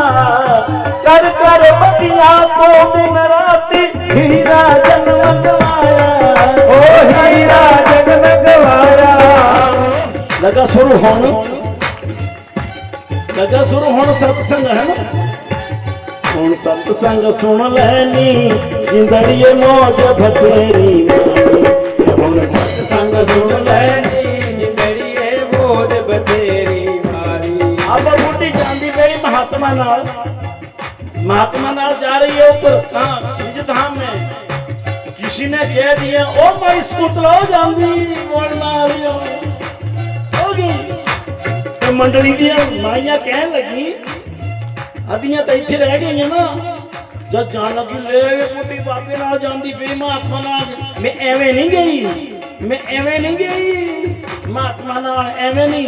मैं एने मक्खन दे पेड़े खिलाए हुए जब कितना एने हाथ छुटिया और थल में पन दिल तो दूर हटा। हाँ ये महात्मा ने पेड़े खिलाए ये नहीं बोलना। अब मान लो जैसे आपने नहीं देखा अफगानिस्तान में लोग जहाज में लटक गए है ना। लटक गए कि नहीं लटक गए, ये सत्य बात है ना। लटक गए चाहे वो मर गए अलग बात है तो अपने प्राणों के लिए, लेकिन लटके जरूर हैं। ये लटके जरूर हैं इस सत्संग रूपी। ये जो विमान लटक जाओगे पहुंच जाओगे यहाँ तो गिर जाओगे, क्योंकि वहाँ शरीर नहीं है, वहाँ आत्मा है। वहाँ शरीर नहीं है, वहाँ शरीर नहीं है, वो तो यही है। ओ जल्दी बुढ़ी ओ गई माई है बोले मैं एवं नहीं गई महात्मा की सेवा की है। इसलिए मैं पन दिल तो दूर हटा के कर सतगुरु दी सेवा। मैं पन दिल तो करके कर सतगुरु दी सेवा। देखिए देखिए मेरी माता, ये मैं गोपियों में भी आ गई। ये गोपियों की मैं कहाँ तक पहुंच गई, ये गोपियों की मैं कहाँ तक आ गई और रासलीला से कहाँ चली गई। ओ मैं पन दिल तो दूर हटा के, इसलिए जो करना है ना, जो करना है ना, उसमें नाम भी ना लिखाओ। लो बहन जी बस नहीं, हाँ जी किन्ने होए, वो पता ही है, वो पता ही है, पहले नोट कर लेंगे, वो पहले लिख लेंगे। कर दो, ऐसा करो दाएं से करके बाएं को पता ना लगे। हाँ ये अगे नु है, हुन जेड़ा कीता कोई गल नहीं। मैं कितनी देर चले, मैं है माई बस करते रहना, पर मैं नहीं तो महात्मा नाल नहीं फिर इत्थे रहना। मैं पन दिल तो दूर हटा के कर सतगुरु दी सेवा, मैं पन गुरु दी भाई सतगुरु दी सेवा, सेवा करने से मिलता है तीन लोक दा मेवा, सेवा करने से मिलता है तीन लोक दा मेवा। ऐ तुर जाना नी, तू ऐ तुर जाना नी, जिंदड़िए क्यों नहरा दा पानी, तू ऐ तुर जाना नी, जिंदड़िए जो नहरा दा पानी। हुण सत्संग सुन ले नी जिंदड़िए मौज बतेरी मानी, हुण सत्संग सुन ले जिंदड़िए मौज बतेरी मारी। ना रहे छोटे, यहाँ किसी ने नहीं रहना, ना रहे छोटे ना रहे मोटे, ना राजे ना राणे, ना रहे छोटे ना राजे महाराजे, किसने नहीं रहना, यहाँ पे किसने नहीं रहना। ना रहे छोटे ना रहे मोटे, ना राजे ना राणे, ना रहे छोटे ना रहे मोटे, ना राजे ना राजे। चार दिहाड़ी खेल कूद कर कर गए पूछ मकाने, चार दिहाड़ी खेल कूद कर कर गए पूछ मकाने। तू ऐ झुक जाना नी, तू ऐ झुक जाना नी, जिंदड़िए क्यों तू कांदी टहनी, तू ऐ झुक जाना नी, जिंदड़िए क्यों तू कांदी टहनी। दूध की टहनी होती है ना, दूध की टहनी सहतूत होते हैं, उसकी टहनी फ्लेक्सिबल होती है, वो टूटती नहीं जल्दी, बस ऐसे बना दिया अपने, जिदे पर पावे सट दे के पावे पर टूटना नहीं है। नहीं तू ऐ झुक जाना, हाँ काम नहीं करनी। आजा हमारा स्वागत, कोई नहीं पर ज्यादा कद्दू के चक्कर नहीं बना। बोलो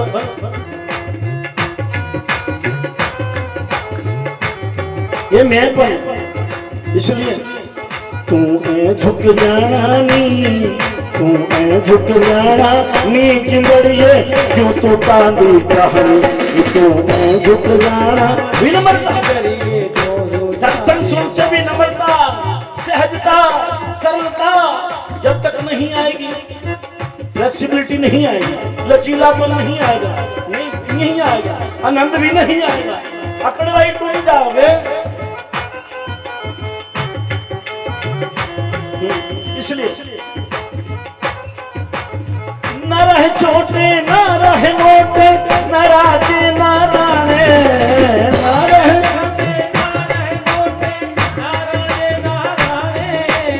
चार दिहाड़ी खेड कूद कर कर गए कूच मकाने, ओ चार दिहाड़ी खेड कूद कर कर गए कूच मकाने।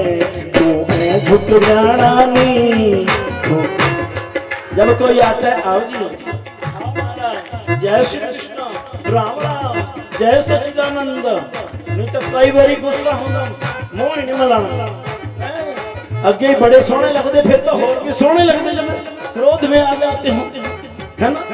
ओहो बड़ा पारा चढ़ गया, नहीं फ्लेक्सिबिलिटी सत्संग के बाद, सिमरन के बाद, हाँ कोई बात नहीं, ये भी भगवान की। इसलिए तू ऐ झुक जाना नी, तू ऐ झुक जाना नी, जिंदड़िए जो तू कांदी टहनी, तू ऐ झुक जाना नी, जिंदड़िए जो तू कांदी टहनी। हुण सत्संग सुन ले नी, हुण सत्संग सुन ले। देखिए अब सत्संग की जरूरत है, किसके लिए? तुझे। कौन कहते हैं? हे राजन, अब तुझे ज्ञान की जरूरत है, अब सत्संग की जरूरत है। जोड़ दे अपनी वृत्ति को, रसे वास रासा, अब उस रस को ले लो, अब उस आनंद को, उसका पान कर लो। ये सभी को नसीब नहीं होता, ये सबको प्राप्त नहीं होता। ध्यान देना, ये सौभाग्यशाली जो जीव होते हैं।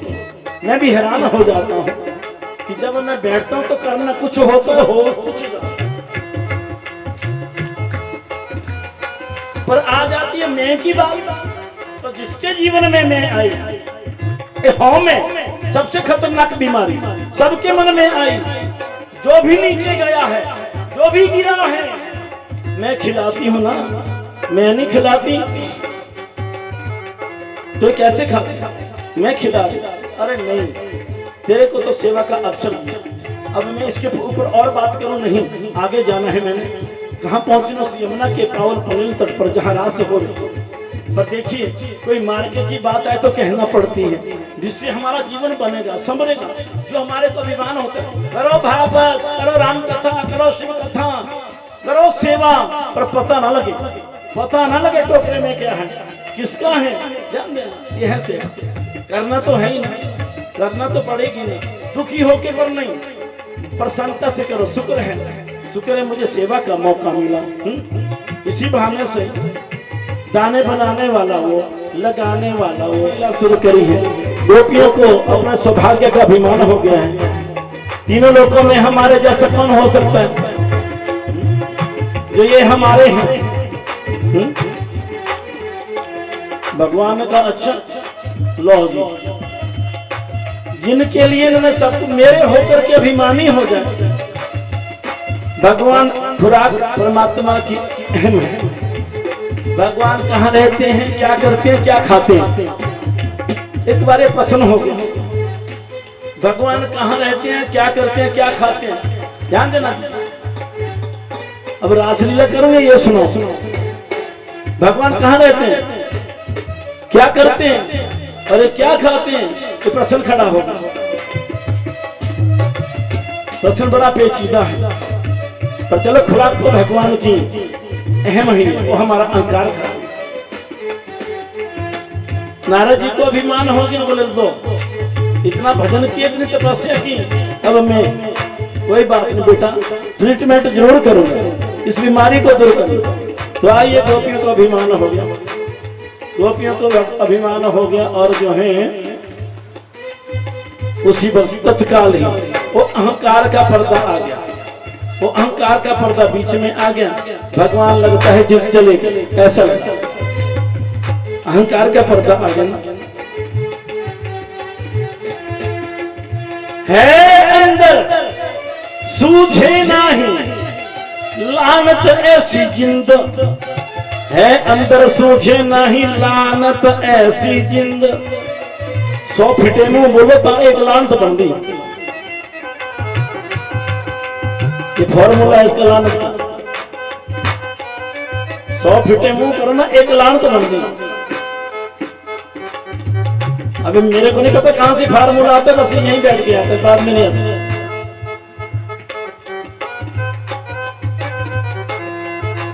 है अंदर सूझे नहीं लानत ऐसी जिद, तुलसिया संसार को भयो मोतिया गुंद। मोतिया उतराए कहां दिखे, अभिमान आ जाए कहां दिखे।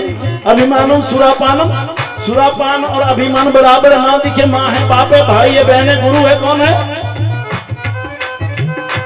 बोले हाँ, बोले मारे दवाई है इसकी, बोले हाँ है, दवाई भी है। बीमारी है तो दवाई क्यों नहीं? बड़े से बड़े रोग आजकल सर्च हो रही है, खोज हो रही है, हर एक रोग का इलाज है अंदर सूझे नहीं। भगवान ओट में हो गए, भगवान छिप गए, भगवान ओझल हो गए। ये किसको लगा? गोपियों को, लेकिन ओझल कहीं नहीं हुए, है तो नहीं। अब भी है, ये लीला सुन रहे हैं, वो ही सुना रहे हैं, हम नहीं सुना। और मैंने आपको बोला भी कि हमें ये चाव भी नहीं है। हाँ, अब बोलो अभी उठ जाएंगे। ये नहीं, आदमी ठेके पर आए हुए हैं, ठेका नहीं आप लोग। कहा ये कथा करने वाले ना मंच पर तब चढ़ते जब इनके पैसे मिलते हैं, याद रखना। ये मैंने देखा अपने, मेरा अनुभव है। एक बार कहीं किसी कथा, मैंने नाम नहीं लेना, अब उसको लगा गांव में कथा हो रही है, भले जमाने में को 1.5-2 लाख रुपए रेट था। अब उसको लगा गांव में इतने पैसे कौन देगा, और बड़ा वक्ता है वो, नाम अभी भी चलता है, वो चल रहा है, नाम नहीं मैंने लेना। वैसे मैंने धुलाई की थी मंच पर, जब मुझे बोलने का मौका मिला तो मैंने नला दिया था अच्छी तरह।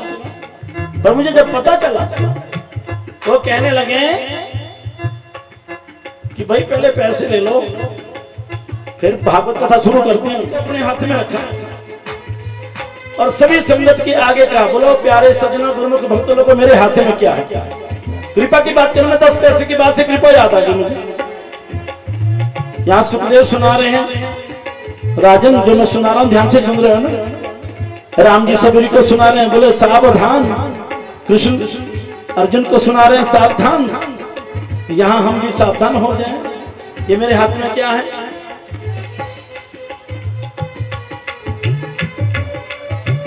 आप बोलोगे रुपया है, बोलोगे सिक्का है, लेकिन जिसकी आंखें हैं, मैं उसकी बात कर रहा हूं, जिसकी आंखें वो क्या बोलेगा, वो क्या बोलेगा। आपने तो कह दिया आपको कागज का नोट लग रहा है या सिक्का है, बस आप इतना कह सकते। लेकिन जिसने अपने ज्ञान रूपी नेत्रों से परख की है, गुरु की परख की है, उस नाम की परख की है, उस ज्ञान की, वो तो सुखदेव और परीक्षित ही जानते हैं, अर्जुन और कृष्ण ही जानते हैं, सनक आदि ऋषि नारद जी जानते हैं, ब्रह्मा ये सब जान रहे हैं। ये भक्ति के आचार्य हैं, ये जानते हैं नाम की महिमा। नैमिषारण्य में बैठे वो 88,000 ऋषि आज बड़े आनंद से सुन रहे हैं, बस इतना इतिहास है और कुछ नहीं। ये मीनू है, मीनू। पर आइए मीनू से बाहर जो नया आने वाला है, ध्यान देना, ये ऋषियों का अनुभव है, महात्मा। लेकिन जो ज्ञानवान नेत्र वाला है, सभी से पूछा, बोलो प्यारी सास संग जी मेरे हाथ में चिकी, बोले बाबा जी अब सिक्का है, सिक्का,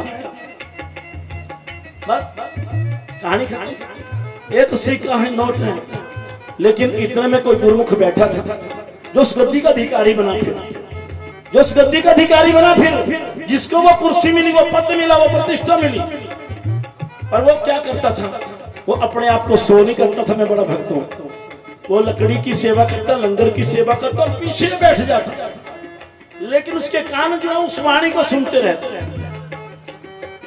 नजर गई गुरु जी के पीछे, सबने मुंह खोला है सीखना, और भाई तुम भी बोल रहे ये मेरे हाथ में।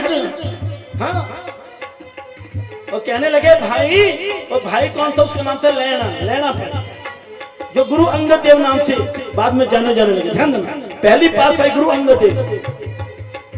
ओ भाई तुसी भी दस दियो मेरे हाथ में की है। बोले महाराज जी ਤੁਹਾਡੇ ਹੱਥ ਵਿੱਚ, बोले ਜਿਹਦੇ सर पर ਤੁਹਾਡਾ ਹੱਥ ਰੱਖਿਆ ਜਾਏ ਨਾ, ਉਹ ਤਾਂ ਤਿੰਨਾਂ ਲੋਕਾਂ ਦਾ स्वामी बन जाए।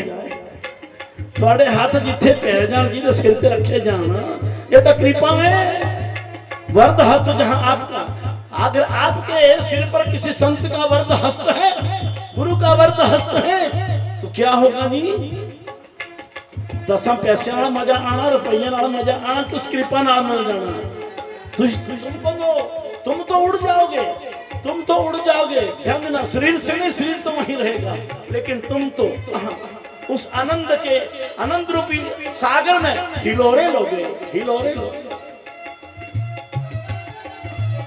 बाबा जी ने देखा अब मिल गया, ये सब मायानों पे, बाबा ये दे दे, बाबा ओ दे दे, बाबा ए दे दे, बाबा ओ दे दे।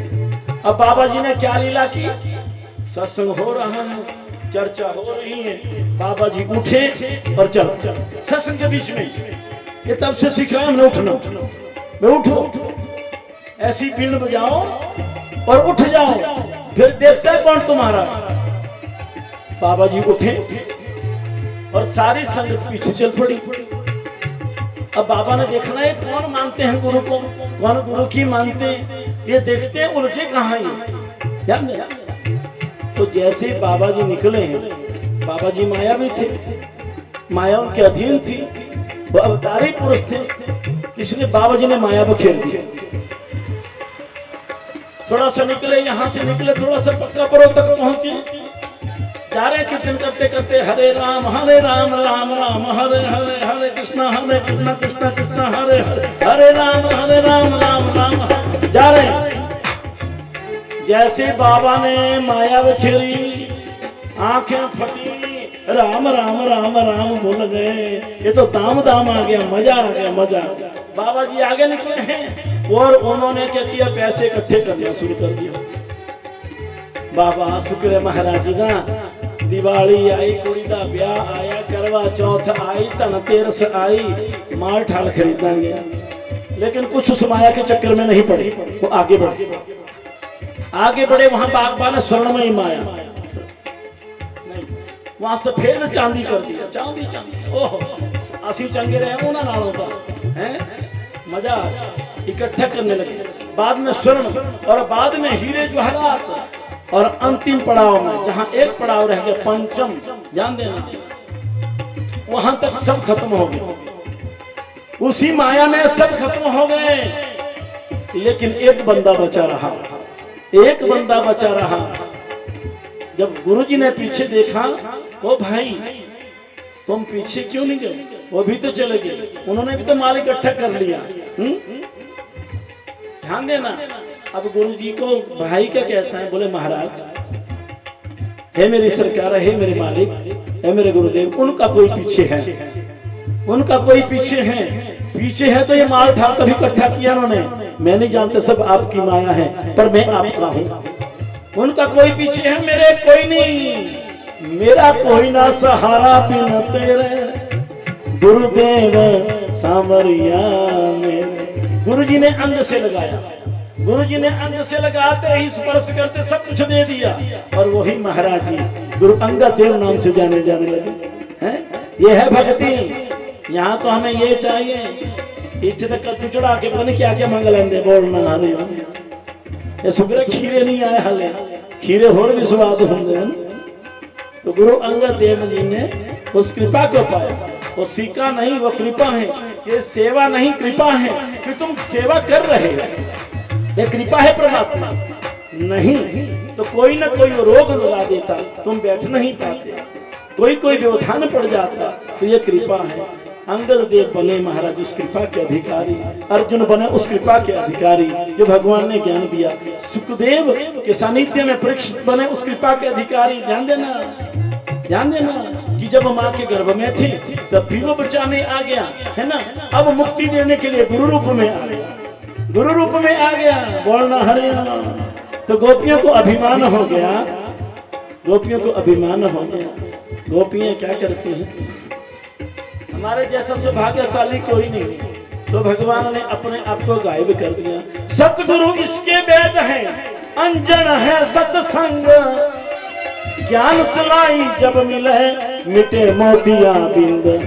ये ज्ञान की सिलाई जब तक नहीं लगेगी तो ये बीमारी जाने वाली नहीं, इसलिए है तो अंदर, पर मिलता है जब सत्संग रूपी, ध्यान देना, ये सरोवर में जाता है, सत्संग रूपी अंजन लगाता है, ये अंजन से निरंजन हो जाता है। अंजन आंखों में क्यों लगाते हो जी, अंजन आंखों में क्यों लगाते हो, ये दिखाने के लिए नहीं सुंदर लगे, अंजन से जो है निरंजन मतलब तुम्हारे आंखों का जो दोष है वो मिट जाता है, उसमें जो बीमारी लगी है, कोई कण पड़ गए हैं, कोई है तो आंसू बन करके बाहर आ जाता है। तेरी अख दी सिपदा इक मोती, तेरी अख दी सिपदा इक मोती, जेकर प्रभु चरणा ते तुल जावे, ता उस दी दया दा सब सागर, तेरे इक कतरे तो तुल जावे। तेरी अख दी सिपदा इक मोती, वो आंसू, तेरी आंख रूपी सिप्पी है ना, इसका एक मोती अगर परमात्मा के चरणों में गिर जाए ना, निरंजन अंजन से मोती बना है ना, ये आंख रूपी सिप्पी है, इसमें वो प्रेम का आंसू अगर भगवान के चरणों में गिर जाए, बोलना हरि। तेरी अख दी सिपदा इक मोती, गर प्रभु चरणा बिच डुल जावे, तेरी अख दी सिपदा इक मोती, जेकर प्रभु चरणा बिच डुल जावे, ता उस दी दया दा सब सागर तेरे एक कतरे तो तुल जावे हाँ उस दी दया दा सब सागर तेरे एक कतरे तो तुल जावे तेरी अख दी सिफदा एक मोती तेरी अख दी सिफदा एक मोती जे कर प्रभु चरणा बिच डुल जावे कर सुधी दया दा सब सागर ना उसदी दया दा सब सागर तेरे एक कतरे तो डुल जावे तेरी अख दी सिफदा एक मोती हाँ ये प्रेम के आंसू की एक बूंद अगर भगवान के चरणों में गिर जाए तो उसकी दया का सागर यह कृपा एक कतरे में वो कृपालु वो दयालु उसकी दया का सब सागर तेरे एक कतरे तो खुल जावे तेरे एक कतरे तो प्रभु के ध्यान बिच लाया क्यों न किया ओ गोरा के ध्यान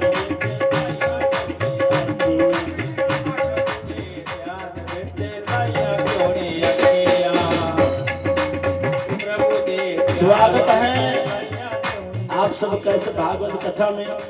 पिंडदास आश्रम से साधक लोग भक्त लोग आए हैं, बहुत बहुत स्वागत अभिनंदन।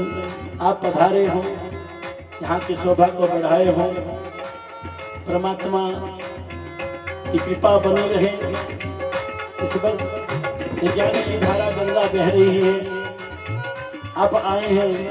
समस्त सुंदरकांड मंडली जो है जिनके मुखिया देवी मीना कुमारी जी, कमलेश जी, हरबंसलाल शर्मा जी जो इस कथा के आयोजक हैं, अन्य भक्तजन मुझे इतनों के नाम याद नहीं है, सब तुम्हारा ही लोग हैं आए हैं।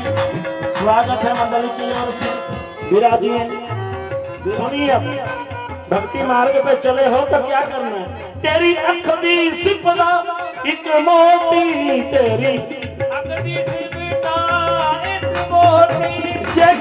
प्रभु चरणाते डुल जावे प्रभु चरणाते डुल जावे ता उस दी दया का सब सागर ता उस दी दया सब सागर तेरे एक कतरे तो डुल जावे तेरे एक कतरे तो डुल जावे तेरे एक कतरे तो उस बख्शनहार दे चरणों पे उस बख्शनहार दे बख्शने वाला नहीं है। मेरी माता बुरा ना मनाना, थक तो मैं भी जाता हूँ बैठ बैठ के बोल के, और क्या करना सुंदरी ऐसे हैं कि सोचता हूँ अगर दे रहा है तो ले लो लेने वाले जागो जाने वाले जगाने वाले हो जागे गाने वाले परमात्मा बख्शने वाला है। उसके चरणों में अपना सिर कैसे रख दे अपने अभिमान को। गोपियों का अभिमान हो गया, माताओं लीला ठहरी हुई है, लीला रुकी हुई है, विषय बहुत लंबा है, लेकिन समय रोज जरूरत से ज्यादा लग रहा है। जरूरत से ज्यादा आप भी दुखी हो गए होंगे।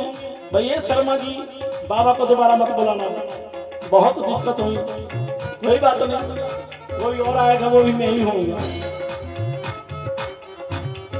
उस बख्शनहार दे चरणाते उस बख्शनहार दे चरणाते इस तरह को अपना सिर रख दे, इस तरह को अपना सिर रख दे।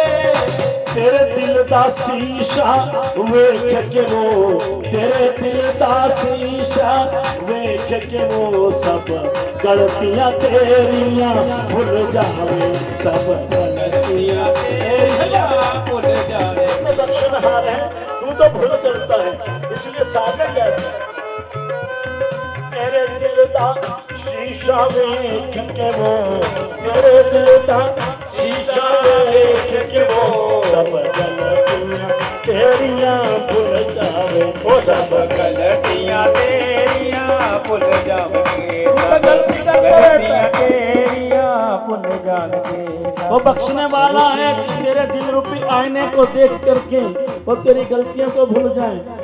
भगवान की इस भगवान को दिल होगी और फिर क्या लगी करने, फिर लगी ढूंढने, फिर लगी परमात्मा को ढूंढने। अभिमान, मेरा भक्त अभिमान कर ले, इतनी साधना इतनी तपस्या फिर मिला, फिर मैं कृपा करता हूं तो सब कुछ छीन लेता हूं। और हम कहते हैं बड़ी कृपा महाराज जी मेरे पास और कुछ है। कृपा क्या है? जब छीन लेता है सब कुछ कृपा हो जाती है। चलना बहुत मुश्किल है, चलना बहुत मुश्किल है।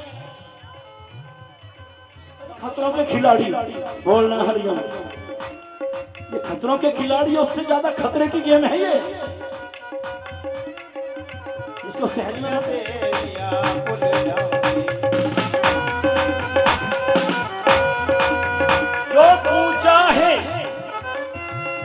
जो तू चाहे कि हो घनश्याम की मुझ पर नजर पहले, जो तू चाहे कि हो घनश्याम की मुझ पर नजर पहले। आशिक जानते हो जो उसको चाहने वाले उनकी चरण धूलि में पहले गुजारा कर, सीख पहले वहां बैठ। जो तू चाहे कि हो घनश्याम की मुझ पर नजर पहले, तो उसके आशिकों की खाक के पामे कर गुजर पहले।